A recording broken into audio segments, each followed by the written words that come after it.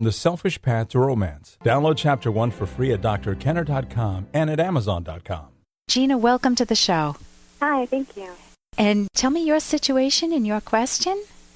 Well, basically, I had an issue with my boyfriend still being best friends with his ex. And your boyfriend is best friends with whom? With his ex-girlfriend. Oh, okay, with an ex, okay. The next girlfriend, yes. That he actually has known her for over 12 years, and they were friends before they dated. Mm-hmm. And he dated her for 6 years. Broke up a year and a half ago now, and I started seeing him 5 months ago, and discovered a couple months into the relationship that the dynamics of the relationship were what I perceived to be as very unhealthy.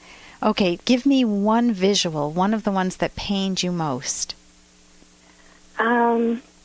Well, what was happening was I discovered that she called him every day, okay, and was also inviting him to spend time together with just her, and they have alone time together, and wasn't factoring me into the friendship even after she discovered that I was upset over it and feeling insecure and jealous over it. Okay, you're how old? I'm 31. 31. And your boyfriend is in the same ballpark? Yeah. Okay. Have you been married before? Any kids? None. So this is a first romance for you, or I'm sure it's not a first if you're in the 30s. The first real serious first relationship where I really felt like I really truly connected and could actually felt like I was meant for this person. Oh, and that's I so truly bad. know just to feel like he's perfect in every way, and then to find out that this is one major imperfection. Okay, but he's deceiving you. What did he tell you about the relationship? He's always been honest. He's always been honest from the beginning of the relationship. And he said what? He did express early on in the relationship when I discovered he was still friends with his ex. We did discuss their history. He was very open and honest and said that they were still friends. Mm-hmm. I just didn't realize the extent of it. I didn't realize the dynamics. I thought when he said he was still friends, it was, talking every so often. Eventually I'd meet her, in the same circles. But this is an intimate friendship. I mean, not only have they been intimate because they dated for 6 years and they were friends before that, but if I was seeing a guy, I've been happily married for over, I forget how many years, I'm on the spot here, and if I was seeing a guy on the side that used to be an old friend, then and telling him what's going on in my life, telling him about my day, what I did, then who am I not telling that to, or who am I less likely to tell that to? Right. Your partner. An intimate relationship has an exclusivity around it. Now, whether or not he's having sex with her, I mean, that's another big question mark, isn't it? That's the thing. I don't question that. My issue is more with trusting her and his perception of her. His friends and family felt that she was toxic, feel that she's keeping him on the back burner, and though she's been with somebody for a year now, someone else, I still tend to believe what everyone else thinks of her and feels like he's blinded to it, like he sees it. What's toxic? Yeah, what's toxic about her, Gina? Hey, I got to interrupt this because we've got to pay some bills. 30 seconds, that's it. A very quick ad, and then Ellen will be back. Romance. Ugh. I wish guys knew more about what we want from a relationship. Boy, I wish I knew more about what I want. Where's that ad I saw? Here it is. The Selfish Path to Romance.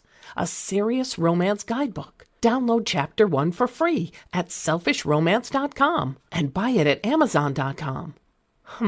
The Selfish Path to Romance. That is interesting. Yeah, what's toxic about her, Gina?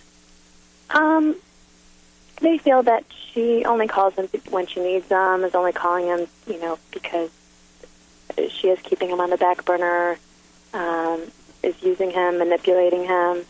And after her actions, after I spoke to her on the phone, after he's expressed to her how I felt, and she still didn't make an effort to include me and factor me into their friendship, I tend to believe that she is selfish and And well, she's not really self-destructive. looking out for him, not really being a true best friend to him. It's hard to believe she's really his best friend if she didn't care to meet me and didn't want Okay, and there's always sexual tension. They dated before. They know each other intimately.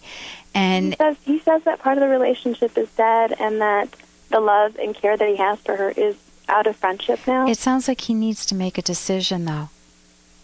That's where I'm at. Yeah, it's in his hands, and I know we can blame her, we can call her toxic, but he's not passive in this situation, and he needs to make a decision. How much of a value are you to him? Is he keeping her on the back burner in case things don't work out with you because you have a relatively new relationship?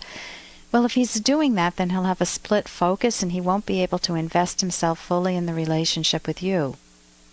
Well, he tries to tell me that he is working on distancing himself and that he just wants a few months, telling me now that he'd like a few months to eventually be able to cut her out of his life for us.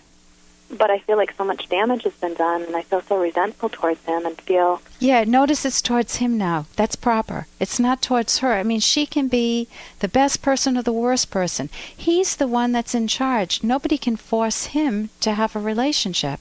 But why do I want so much for him to see her as negative as well? Why do I feel this need for him to say, you know what? Yeah, she was wrong. He's going to have a very different Yeah. He's got many different memories. I don't know what she served, what she provided in his life that makes him still keep her on the back burner. Well, he admitted that on some level he did, that's all he knew. I mean, I told him, I feel like she's an addiction on some level to you and that you couldn't let go of that. He admitted that he really hadn't started moving on until I came into his life. And at the same time, that makes me feel good. Yeah. He feels like I'm the only one that he wants to call when he wakes up in the morning and call before he goes to bed at night. Okay. Wants to spend every day with me. It's not enough because I feel like she's still there. He wants to still be a comfort to her and be a Okay, I've worked with men who've had 3 different women going at once, and they just couldn't make a commitment to anyone, and they had to make sure they were loved by someone, and there had to be a backup. This may not be the case with him. It may be that he's still severing ties with her emotionally. But if you I'm sorry. If you just let him go on like this, you'll never get anywhere, and you won't be serving your needs. So if you tell him, listen, you've got it's totally in your ballpark. If you want me, I want an exclusive relationship. If it's going to take a few months, let's break it off for a while you make that split. I tried that, but he feels like I'm now turning my back on him and cutting myself off. But don't look at it. No, don't look at it through his perspective. Say, this is important enough to me. I so want the relationship with you. I don't want it on these terms, and I don't want to start off our relationship this way. It seems like you've got some unfinished business with her. Take the opportunity. See if she's good for you. If you do want to stay with her, fine. If you want to... I did tell him that. I said, if you really feel like there's real friendship there, and it can be just purely friendship and nothing more. But I don't think that's possible. As much as I would like to say that that's the case, given the dynamics and the toxicity that you talk about, it feels like I'm not trusting. Yeah, you know what? We're right at the end. I wish we had more time to talk about this. You need to be true to yourself and decide under what conditions would you be willing to stay with him. And I wish you a lot of success. There are other men as painful. I know you've searched long and hard. For more Dr. Kenner podcast, go to drkenner.com and please listen to this ad. Here's an excerpt from The Selfish Path to Romance, the Serious Romance Guidebook by clinical psychologist Dr. Ellen Kenner and co-author Dr. Edwin Locke, who's world famous for his theories in goal setting.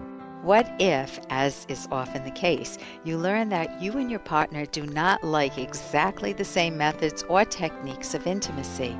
This is a common situation. Consider occasionally stepping out of your comfort zone and try experimenting with things your partner likes. There is great selfish pleasure in giving pleasure because you treasure your partner. But if you strongly dislike some activity, your partner needs to fully respect your right to say no.